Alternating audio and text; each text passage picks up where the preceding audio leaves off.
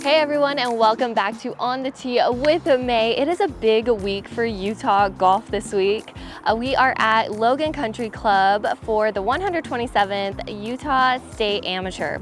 We have a special guest, Colin Clawson, today, the UGA Tournament Director. So let's find out some info about the tournament. Thank you so much, Colin, for taking time out of your busy schedule to come and chat with us.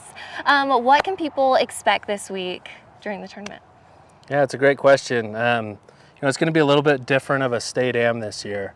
Logan Country Club is a fantastic test, but it's not your typical Utah golf course. It's not parkland golf. It's not even really mountain golf where you can kind of spray it around, hit the ball as far as you want, go find it, hit your next shot. As you probably saw today in media day, you can't miss the fairway. You may lose a ball. You really got to think your way around this golf course, and so I think that makes this tournament wide open. There's a lot of different types of players that can win the state am. Usually it's kind of a young man's tournament. You got to play 9 rounds over 6 days. But this week, I really think anyone can win. What changes to the course has it made it where it's a really good match play course? When they did their redesign, they got the UGA involved, specifically Keith Hansen, who's been a member here for 40 years. He's a USGA rules official, one of our senior rules officials, and asked, his input. Mm-hmm. They knew that the state am was coming here. What can we do to kind of soup it up? So they've added some tee boxes, made some holes a lot longer to be really good par 4s. We've got a 520-yard par 4 on the front 9. We're going to play number 10 that we're right next to as a par 4, normally a par 5 for the members. There's so many different tee boxes we can play around with in match play. We can change this golf course to make 6 different golf courses over the course of the week with how many different things we can do as far as teeing areas and hole locations. Yeah. It's a risk-reward golf course. Players are going to win holes with birdies and eagles, and they're going to win holes with bogeys. There's a lot that can happen on this golf course. Yeah. No, playing this course today was definitely really hard. Yeah. And you have to be really strategic as well. Yeah. What do you think is going to be the biggest challenge that these players are going to face? I think you nailed it on the head, is the strategy. Mm-hmm. Because you can't just... a lot of golf courses in Utah, you hit driver after driver after driver after driver to a flip wedge. You really have to think your way around this golf course, which is kind of why I feel like it's wide open. You might have a mid-am win this week because those players are used to navigating different types of golf courses, hitting different types of shots. I think that's going to play a huge part in it. Yeah. What are kind of your predictions then for the week? Predictions. As a tournament director, I try and stay away from making any name predictions, but I will say I think you're going to see some unexpected players make deep runs this year.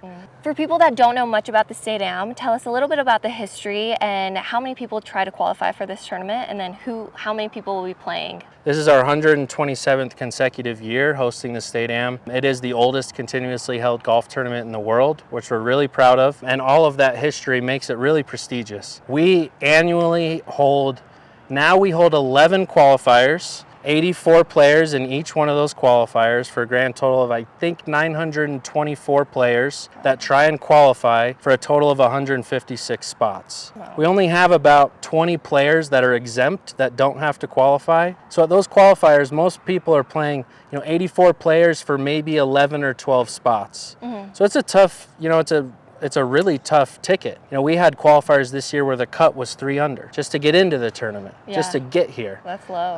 And so we're really proud of how popular the state amateur is, and we feel like we've gotten the field down to an extremely strong field, 156 of the best golfers in the state. The State Am is one of my favorite tournaments to, I'm always refreshing, looking at the scores and everything. Match play is just different, and players too, they're so used to the regular golf, just the regular scoring, that match play is definitely a different game. Yeah, match play is a ton of fun, and it's kind of what we pride ourselves on at the UGA, is running really great match play championships. I think that's part of the reason it's so popular. Mm-hmm. So there's not a lot of them out there. They're more difficult to be able to pull off and do really well.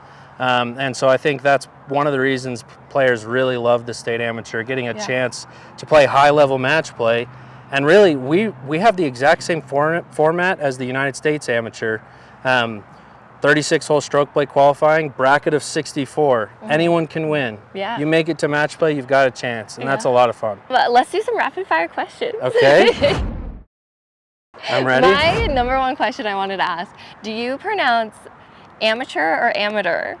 You know, I don't know that there is a proper way. I say amateur, but I catch myself every once in a while saying amateur also. I do typically say amateur. We'll have to check with Garrett and see if I've said amateur in these previous questions. I'll probably be flip-flopping back and forth. No, I feel fancy when I say amateur. But what's your favorite hole here on the course? I've got a couple. I really love what people have dubbed the goat holes. I think they're a ton of fun, especially number 5, that par 5, with the crazy green kind of going around the corner. I mean, you can make an eagle, you can make an 8. And then 2 holes later, you've got a 270-yard par 4 with a lot of risk. You can't miss left, back, or behind. I went left today. But you can certainly drive the green. I think those 2 holes are probably a couple of my favorites here. How many state AMs have you been the director of? Yeah, so I assisted in 2021 and 2022 on staff. My first state am that I was the director of championships was 2023 at the country club in Salt Lake City. So this will be my 3rd. And then what's kind of been your most memorable moment? That's a really good one. I'll give you a couple. The first was at the country club, you know, it being my very first championship. And it actually didn't happen during play. We were setting hole locations, and Simon Kwan, who ended up winning, you know, his grandfather is Johnny Miller. Little known fact, Johnny qualified for the US Open at the country club on that golf course a bunch of years back, and we had, you know, one of our board members with me, Mike Bailey, and he talked to Johnny Miller, and he said, "Hey Johnny, what advice do you have for us for setting hole locations?" And he said, "Well, I had to go to a playoff on number 1, and I had to chip in for birdie to get in to the US Open." And he showed us where the hole location was. And so for the final match, we put the hole location for his grandson in that very same spot. Yeah. Which was kind of a cool, special thing, yeah. Right?